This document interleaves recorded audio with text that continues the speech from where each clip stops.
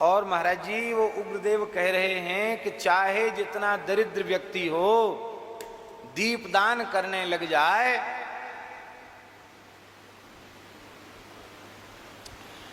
चाहे जितना दरिद्र व्यक्ति हो दीपदान करने लग जाए तो फिर उसकी दरिद्रता नहीं रह जाएगी।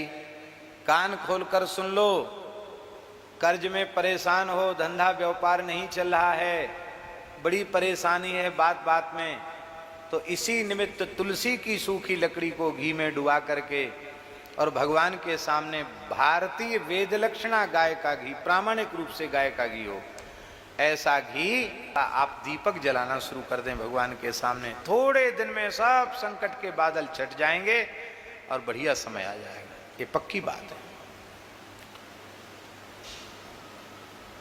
इसलिए महाराज जी लिखा है कि रमा वृद्धि करम नृणाम, दीपदान से लक्ष्मी वृद्धि होती है। और विधि पूर्वक पुरुषोत्तम मास पर्यंत दीपदान कर दिया जाए तब तो क्या कहना है।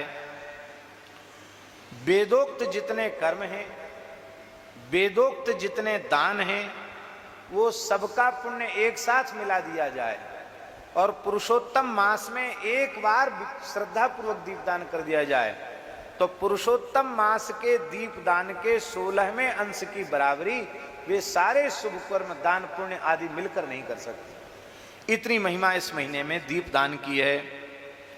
संपूर्ण तीर्थों में स्नान कर ले, संपूर्ण शास्त्रों का मूल पारायण कर ले तो भी पुरुषोत्तम दीपस्य कलाम नारहंति षोडशी, पुरुषोत्तम मास में दीपदान की 16वीं कला की बराबरी नहीं होगी। सारे योग ज्ञान सांख्य तंत्र उनका अनुष्ठान कर ले, उससे जो पुण्य होगा उसका पुण्य और पुरुषोत्तम मास में दीपदान का पुण्य उसके 16वें अंश की बराबरी नहीं कर सकता।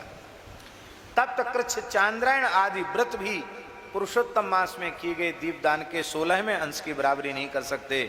वेदों का अभ्यास, गया का श्राद्ध, गोमती का सेवन, ये भी पुरुषोत्तम दीप की 16वीं कला की बराबरी नहीं कर सकते। हजारों सूर्य ग्रहण, चंद्र ग्रहण, व्यतिपात, उनके समय जो दान पुण्य किया जाता है उसका पुण्य एक और पुरुषोत्तम मास में श्रद्धा पूर्वक किए गए दीपदान का पुण्य एक और 16वें अंश की बराबरी नहीं कर सकता है। महाराज कितने श्लोक हैं, कला नारहंति षोडशीम, कला नारहंति षोडशीम, बड़ी भारी महिमा।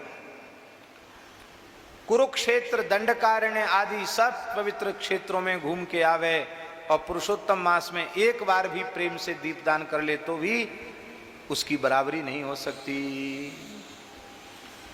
इसलिए हे मणिग्रीव, ये बड़ी गुप्त बात थी पर हमने तुमको बता दी क्योंकि तुमने हमारे प्राण बचाए तो हमें तुम्हें कुछ न कुछ तो देना चाहिए, इसलिए हम यही तुमको दे करके जा रहे हैं। तुम प्रेम से दीपदान करो। और महाराज जी लिखा, बंध्या स्त्री दीपदान करे पुरुषोत्तम भगवान के निमित्त पूरे महीना विधि पूर्वक, उसे पुत्र की प्राप्ति होगी। भ्रष्ट राज्य वाले को राज्य मिल जाएगा, जो चाहोगे सो हो जाएगा। कोई विवाह के योग्य कन्या पूरे पुरुषोत्तम मास का व्रत करे और प्रतिदिन भगवान, ये भी लिखा है। विद्यार्थी को विद्या की प्राप्ति, सिद्धि की कामना वाले को सिद्धि की प्राप्ति, खजाना हमारा बढ़ जाए ऐसी किसी की इच्छा हो तो उसको खजाने की प्राप्ति, और जिसको कोई कामना न हो तो मोक्षार्थी मोक्ष मापनुयात्, मोक्षार्थी को मोक्ष मिल जाएगा। और मोक्ष भी नहीं चाहेगा तो कृष्ण प्रेम प्राप्त हो जाए, भगवान का प्रेम प्राप्त हो, धन्य अति धन्य हो जाए।